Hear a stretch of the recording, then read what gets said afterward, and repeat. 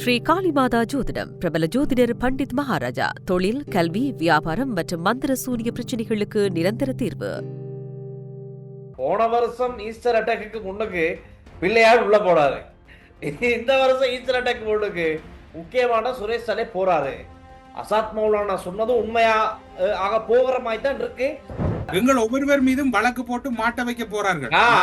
வேலை செய்யாது விட்டால் எங்களுக்கு ஆப்புரடி. முன்னாள் ஜனாதிபதி ரணில் விக்ரமசிங்க இப்ப இந்த பாம்புக்கு மண்ணெண்ணெய் தெளிச்சா என்ன ஆகுமோ அது நடந்துகிட்டு இருக்கு. அது தொடங்கிட்டாங்க. உதயகுமார் பிள்ளை வெளியே வந்து நான் கேட்கிறாங்க கேள்வி. இன்னைக்கு காலையிலேயே சுரேஷ் சலை கைது பண்ணப்பட்டிருக்காரு. என்ன நினைக்கிறீங்க? பிரிவினைவாதிகளுடைய தேவைக்கு அனுர அரசாங்கம் செயற்பட்டு இருக்கிறது. இன்னைக்கு புடிச்சதுக்கு அப்புறமா இது நாடகம், இது உலக நாடகம். ஒன்று மட்டும் நாட்டுல உண்மை டெல்சா அந்த களவாணி பெயரெல்லாம் உண்டா சேர்ந்துட்டாங்க. රටම බාරදුන්න රටම හදල දෙන්න අවුරුදු 3. இது நாடு இல்ல, இது இந்த பெர்மனன்ட்ல இருக்கிற கடையில கேட்கிற மாதிரி இந்த நாடு நாசமானதுக்கு பாதி காரணமே இந்த மாதிரியான செயற்பாடுகள் தான். சொல்லி வேலை இல்லை.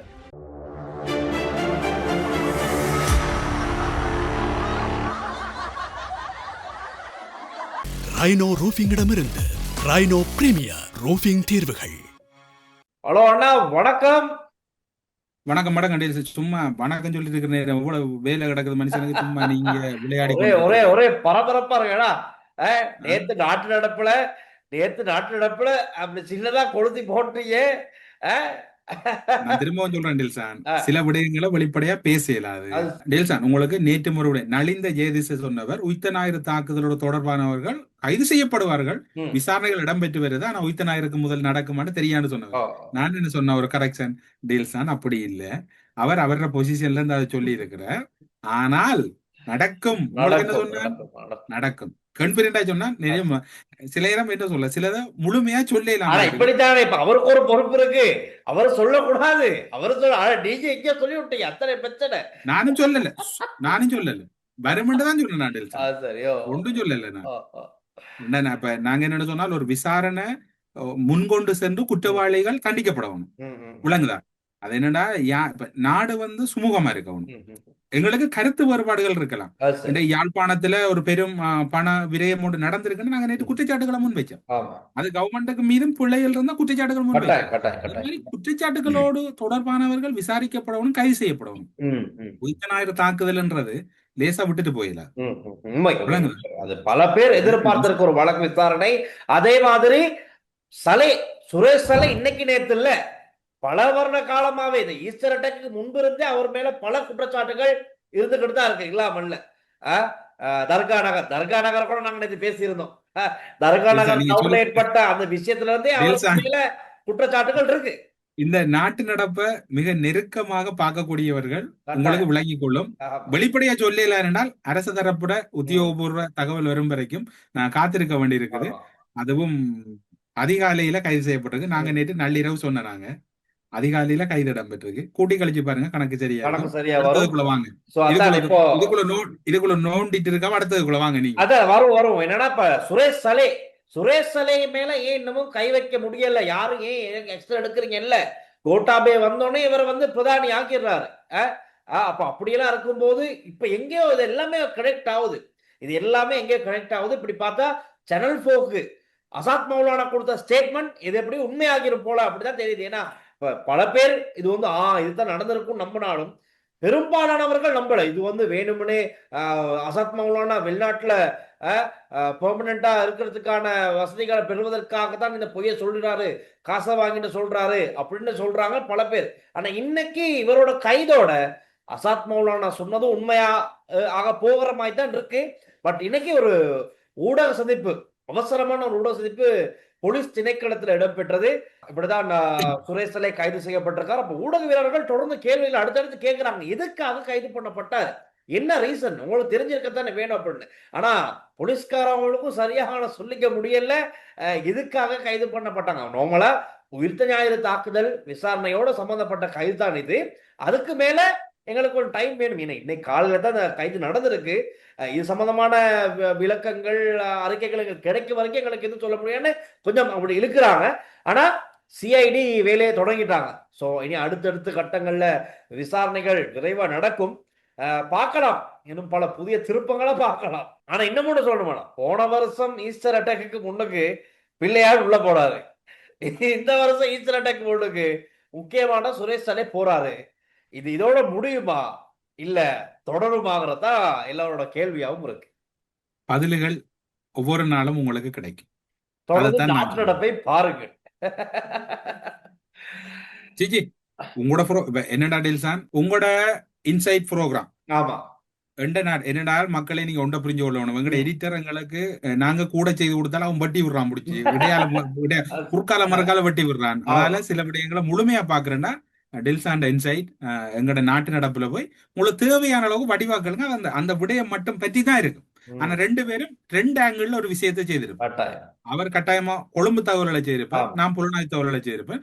ரெண்டும் வேறு விதமா இருக்கும். அதுலயும் நீங்க தொடர்ந்து இதுல அடுத்த கட்டத்தை போய் நீங்க அதுல டெல்சான் இன்னும் ஒரு தகவல் பாத்தீங்களா? சொல்லுங்க. நீங்க பாத்திருப்பீங்க, எங்கள் ஒவ்வொருவர் மீதும் வழக்கு போட்டு மாட்ட வைக்க போறார்கள். வேலை செய்யாது விட்டால் எங்களுக்கு ஆப்புரடி. முன்னாள் ஜனாதிபதி ரணில் விக்ரமசிங்க அங்க இவர் இளவரசரை எல்லாம் சந்திச்சு இன்னொரு படம் ஒன்றோடி தெரியுது, நாமல் ராஜபக்ச. இல்ல இப்ப நாங்க அன்னைக்கு சொன்னோம், அங்க போயிட்டு எந்த வேலையும் இல்ல, சுத்தி பார்த்துட்டு வாரத்துக்கு விஷயம் போயிருச்சு தெரியாது.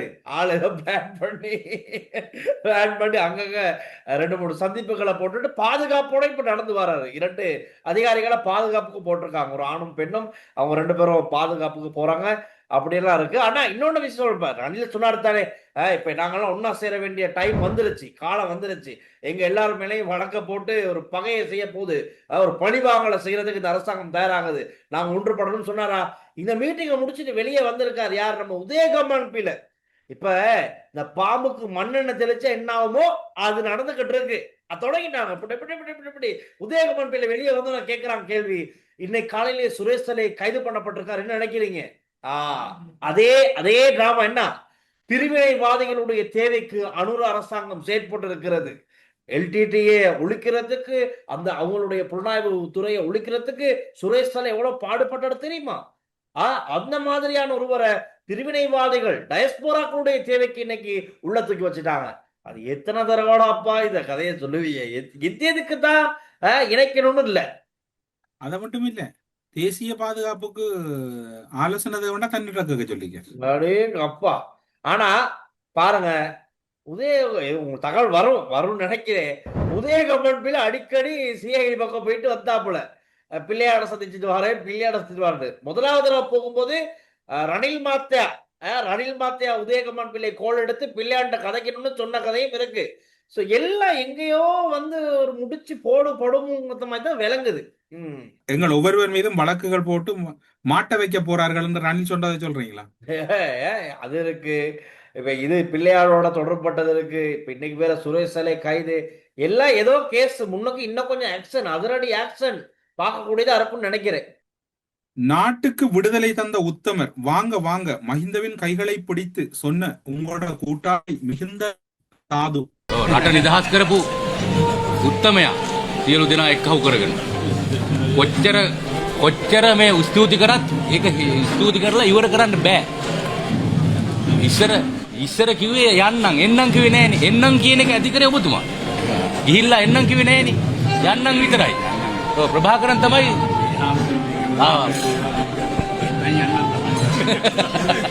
என்ன நடக்குது நாட்டுல? உண்மையா நான் எனக்கு போன்ல இன்சார்ஜ் இல்ல, நான் போறேன் நாட்டை நீங்க என்ன வச்சுச்சீங்க? உதய கம்பன் பிள்ளைய கூப்பிட்டு வச்சு இல்ல, உதய கம்பன் பிள்ளையையும் மிகுந்த லெரரையும் மற்றதார் கசப்பதரையும் வச்சு நாட்டு நடப்புச்சீங்க. அவங்கதான் சரி உங்களுக்கு. அவங்கதான் சார். ஏன்னா இப்ப என்னன்னா, நேற்று சமந்த பத்ர அவர் வந்து சரியான ராஜபக்ச இத்தவாதி, ராஜபக்சையோட அவ்வளோ பாசம் இவர். அப்ப நேத்து வந்து முன்னாள் ஜனாதிபதி ரணில் விக்ரமசிங்க, மஹிந்த ராஜபக்ச, சஜித் பிரேமதாஸ் தரப்புல இருக்க மறைக்காரும் போயிருக்காரு. அங்க மறைக்காரும் போயிட்டு எல்லாரும் சேர்ந்து எதிர்கட்சியில எல்லாரும் இருக்க பலர் பேரும் போயிட்டு சாலையில கலந்துக்கிட்டு வந்திருக்காங்க. மறைக்கார் எங்க மட்டும் போகலன்னு சொல்லுங்க நீங்க. සුසිලී සිවර උපන් හිමිහට டெல்சான் இதை பார்த்தீங்களா? சொல்லுங்களா. நாட்டை என்னிடம் ஒப்படையுங்கள், 3 வருடத்திற்குள் நாட்டை அபிவிருத்தி செய்து காட்டுகிறேன். மஹிந்த ரணில் முன்னிலையில் குறிப்பிட்ட, நீங்க இப்போது குறிப்பிட்ட වැඩ කරන කාට ඉඩ දීපල්ලා. එතකොට අපි වැඩ පෙන්නන්න. මේක පෙන්නලා තියෙන වැඩ. ඒ වගේ රටම බාර දුන්නොත් රටම හදලා දෙන්නම් අවුරුදු 3. அவரோட தான் பிறந்த நாள் அன்னைக்கு கொஞ்சம் தெரியாதா? குதூகலத்தை குசியில சொல்றாரு, நாட்டை 3 வருஷத்துக்கு என்ன தராங்க. இப்ப இவர் நினைச்சுக்கிட்டு இருக்காரு போல. வார போறவங்க எல்லாம் யார்கிட்ட வேணாலும் கேட்கலாம். ஏண்டா மக்கள்கிட்ட கேட்கணும்டாப்பா. மக்கள் ஆணை இருந்தா தான் ஜனாதிபதி கதிரையில அமரலாம். அதை விட்டுட்டு முன்னாள் ஜனாதிபதி 4 பேரை வச்சுக்கிட்டு நாட்டை எங்க கிட்ட தாங்க நாங்க செஞ்சு பாக்குறோம். என்ன அது என்ன வேற எதுமா? இது நாடு இல்ல, இது இந்த பெர்மனன்ட்ல இருக்கிற கடையில கேக்குற மாதிரி. என்ன வருமானம் திட்டு தாரு பிஸ்னஸ் செய்யறா அந்த மாதிரி நினைச்சுக்கிருக்க அர்த்தம். இந்த நாடு நாசமானதுக்கு பாதி காரணமே இந்த மாதிரியான செயற்பாடுகள் தான். சொல்லி வேலை இல்ல. ஆனா சம்பவம் நடக்குது டில்சான். நாங்க பாக்குறோம் இப்ப இந்த சுரேஷ் சாலை கைது பண்ணப்பட்ட விஷயத்துல அலி சப்ரி குழப்பம், அலி சப்ரி எதிர்ப்பு தெரிவிச்சிருக்காரு, உதயகமன்பில் எதிர்ப்பு, இப்ப SLPP முட்டு கட்சியில பலரும் எதிர்ப்பு. ஏன்னா அவங்க ஆளுகத்தனை எல்லாம் இப்ப இப்படியே எல்லாம் வரும்போது இப்ப சஜித் பிரேமதாஸ் தரப்புல இருந்து இதுக்கு எதிர்ப்பு தெரிவிப்பாங்களா இல்லையாங்கிறது ஒரு கேள்வியா இருக்கு. ஏன்னா இப்ப முஜிபுர் ரஹ்மான்லாம் பார்லிமெண்ட் உறுப்பினர் தொடர்ந்து சுரேஷ் சாலை சம்பந்தமா நிறைய குற்றச்சாட்டுகளை முன் வச்ச வந்த நபர். இப்ப சஜித் பிரேமதாஸ் எனக்கு ஒரு தகவல் கிடைச்சிருக்கு, சஜித் பிரேமதாஸ் இந்த கைது எதிர்க்க போறாருங்கிற மாதிரி ஏதோ ஒரு தகவல். கொஞ்சம் பொறுங்க வார. தேசிய புலனாய்வு பிரிவின் முன்னாள் பணிப்பாளர் சுரேஷ் சாலை கைது செய்யப்பட்டமை அரசாங்கத்தின் நாடகமான கேள்வி எழுப்பப்பட்டுள்ளது. உயிர்த்த ஞாயிறு தாக்குதல் சம்பவம் தொடர்பில் அரசாங்கம் பல்வேறு வாக்குறுதி அளித்திருந்தது சுட்டிக்காட்டத்தக்கது.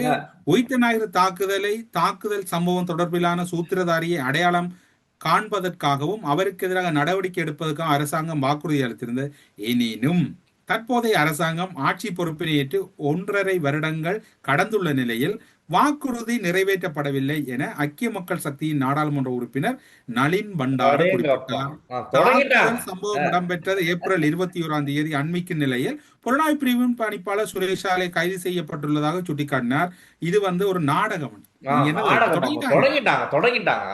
நாத்தாப்ப தெரியாம இருக்கான், தொடங்கிட்டாங்க. Right right right right right. அப்ப சஜித் பிரேமதாஸோட கருத்தும் இதாதான் இருக்கணும் இல்லங்களா? கட்சியில ஒரு ஒன்று சொல்றேன், அவர் கனவுலையும் ஜனாதிபதி அவரே இல்ல. வாய்ப்பே இல்ல ராஜா, வாய்ப்புள்ள ராஜா, வாய்ப்பே இல்ல. இப்ப இதுவரைக்கும் புடுங்கிட்டு இருந்தாங்க. ரைட், யாரால் சுரேஷ் சாலை எங்க, சுரேஷ் சாலை ஏன் இந்த விசாரணைக்கு உட்படுத்தப்படலன்னு எதிர்த்தரப்பு கேட்டுச்சு. இன்னைக்கு புடிச்சதுக்கு அப்புறமா இது நாடகம், இது உலக நாடகம் அப்படின்னு இப்ப ஒரே வார்த்தைகளா இருக்கு. ஒன்று மட்டும் நாட்டுல உண்மை டெல்சா, அந்த களவாணி பெயர் எல்லாம் ஒன்றா சேர்ந்துட்டாங்க. எல்லாம் குரூப்பா உட்கார்ந்து இருக்க மாதிரி தானே போட்டோஸ் வருது. 54 பேரை வச்சு எத்தனை குரூப்ல போட்டோ எடுப்பீங்க? இன்றைக்கு ஒரு மிக முக்கியமான ஒரு சம்பவம் ஒன்று. இந்திய கம்யூனிஸ்ட் கட்சியின் மூத்த தலைவராக இருந்த நீண்ட நெடுகாலம் பயணித்திருக்கக்கூடிய மதிப்புக்குரிய நல்லக்கண் ஐயா அவர்கள் இந்திய கம்யூனிஸ்ட் கட்சி தொடங்கப்பட்ட நாள் 1925 டிசம்பர் 26ஆம் தேதி நல்லக்கண்ணு பிறந்ததும் அதே நாளில் தான் என்பது குறிப்பிடத்தக்கது. இன்றைக்கு என்ன தேதி? 25. நாளைக்கு அவர் பிறந்த நாளும் இதுவும். ஆனா இன்றைக்கு அவர் இறந்திருக்கிறார். அவர் இருந்த நாட்கள்ல ஊழல் எந்த ஒரு குற்றச்சாட்டுகளும் தொடர்படாம ஒரு தூய்மையான அரசியலை மேற்கொண்ட தமிழகத்தில் இருந்த மதிப்புமிக்க மனிதன். அவருடைய இழப்புக்கு பின்னர் அந்த தமிழகத்துல அந்த சொல்லக்கூடிய அளவுல யாரும் இல்லை. அதையும் சொல்லிக் கொள்ளலாம். இன்றைய இந்த நாட்டு நடப்பில் என்ன நல்லவர்களை பற்றியும் சொல்ல வேணும் சார், நல்ல மனிதர்களை பற்றி சொல்ல வேணும். அந்த வஞ்சகம் சூழ்ச்சிகள் இல்லாம வாழ்ந்து தங்களுக்கண்டே வாழாம பிறருக்கு வாழ்ந்தவர்கள்னு சொல்லலாம். இலங்கையில யாருன்னு யோசிக்கிறீங்களா? தேடுறீங்களா? இலங்கையில யாரு இப்படி இருக்காங்க முன்மாதிரியா இருந்திருக்குதுன்னு யோசிக்கிறேன். நீங்க ராஜபக்சேர பேர் உங்களுக்கு வந்துட்டு போதா? வேற ஒன்றும் இல்ல சொல்றதுக்கு போங்க. ஆனா ராஜபக்சர் சொன்னதான் ஞாபகம் வந்துச்சு. இந்த யோசித்த ராஜபக்சருடைய புதல்வர் யோசித்த ராஜபக்சரோட ஒரு கேஸ் போய்கிட்டு இருக்கு இன்னைக்கு. அதுல சம்பந்தப்பட்ட தேசிய ஆட்சி விடுவிக்கப்பட்டாங்க. ஏன்னா அவங்களுக்கு தொடர்ந்து இந்த வழக்கு விசாரணையில முன்னிலையாவதற்கான மனநிலையும் இல்ல, உடல்நிலையும் இல்ல. அவங்க கொஞ்சம் குழந்தைத்தனமா பண்ணிக்கிட்டு இருக்காங்க. அந்த வெளியில வரும்போது போகும்போதெல்லாம் நாங்க பாக்குறோம். வயசான ஒரு அம்மா அவங்க. அப்ப தேசிய ஆட்சிக்கு இனியும் அதுல முன்னிலையாக தேவையில்லை, நாங்க உங்களை நிதாஸ் பண்ணிடுறோம், விடுதலை ஆக்குறோம், நீங்க விடுதலை அப்படின்னு சொல்லிட்டாங்க. ஆனா அவங்க தான் வெளியில போனாங்களே தவிர யோசித்த ராஜபக்ச நீ உள்ளுக்கு தாப்பா இருக்கணும், நீ தொடர்ந்து விசாரிக்க வரணும், நீ கோர்ட்டுக்கு வந்ததுதான் போகணும்னு சொல்லியிருக்காங்க. அதனால டெல்சி பாட்டியை பற்றி மிரட்டாங்க. அவர் சில விட கேட்டான மனம் சரி ஏற்கனவே அதிர்ச்சி ஆயிடும். சென்சிட்டிவானவங்க பாவம். சரி தொடர்ந்து பயணிப்பேன் டெல்சான். கட்டாயமான திரும்பவும் சொல்றேன், உயிர்த்த ஞாயிறுக்கு முதல் பல எக்ஸ்க்ளூசிவ் செய்திகள் இருக்கு. போயிட்டு வாரத்துக்கு இணைஞ்சிருங்க. ரைட், சந்திப்போம் மீண்டும். பாய்.